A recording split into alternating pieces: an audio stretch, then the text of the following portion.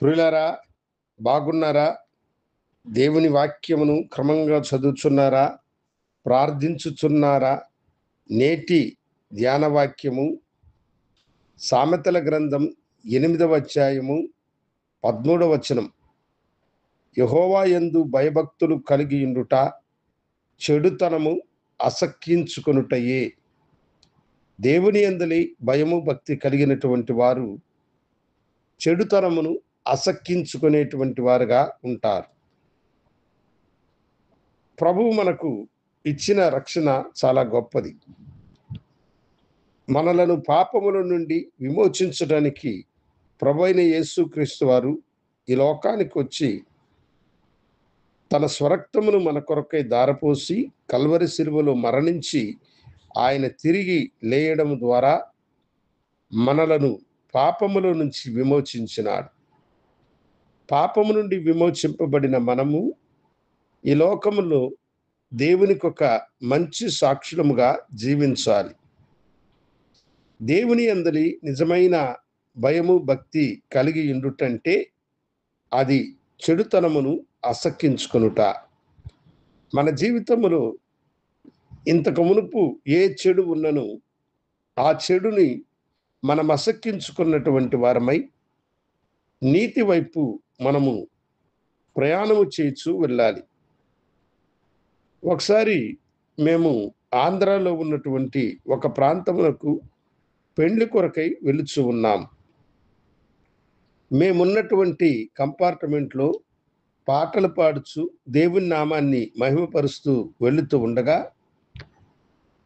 అక్కడ యవనస్తుడైనటువంటి ఒక మనుషుడు కనబడ్డాడు. అతని పేరు పీటర్ పాల్.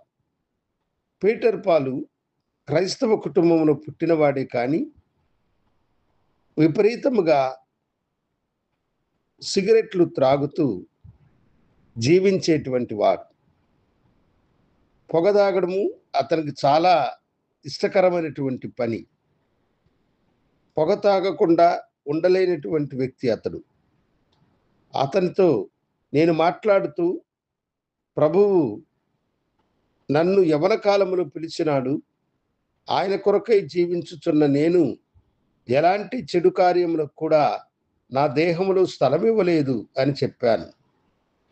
అయితే అతడు తాను ఇవి లేకుండా బ్రతకలేనని చెప్పాడు.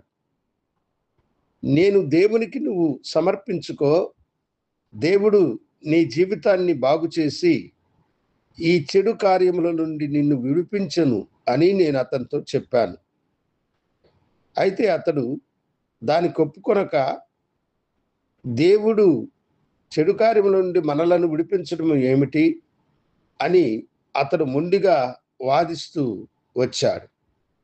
అయితే నేను చెప్పాను, మనలో దేవుడు గనుక నివసించినప్పుడు మనము ఏ మార్గమును నడవాలనో, అది మంచిదో చెడో దానిని ఆయన మనకు తేటపరిచి మనలను నడిపించువాడు అని నేను అతనికి చెప్పాను.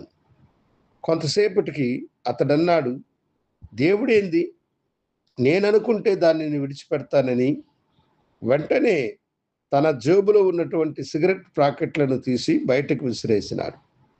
సంతోషముగా నేను అతనితో చెప్పాను, సహోదరుడా, నా ద్వారా దేవుడు మాట్లాడిన మాటలు మీ హృదయములో చేరినాయి కనుక నీ చిన్న వయసుల నుండి అనుసరించుచున్న ఈ చెడు కార్యమును నీవు విడిచిపెట్టావని నేను అతనికి చెప్పి ప్రార్థించాను.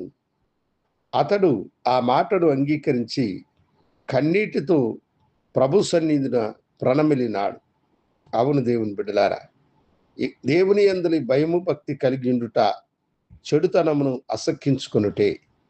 నీ జీవితంలో ఏదైనా చెడు ఉంటే, దేవునికి ఇష్టం లేని కార్యం ఉంటే, అది ఇప్పుడే ఆయన సన్నిధిలో ఒప్పుకొని విడిచిపెట్టు. దేవుని దీవెనకు నీవు పాత్రుడుగా మారుతావు. ప్రార్థించుకుందాం.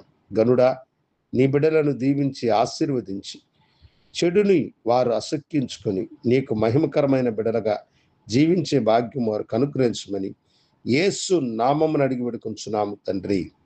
ఆమేన్. శుభోదయం. ప్రభు మిమ్మలను దీవించును గాక. ఆమేన్.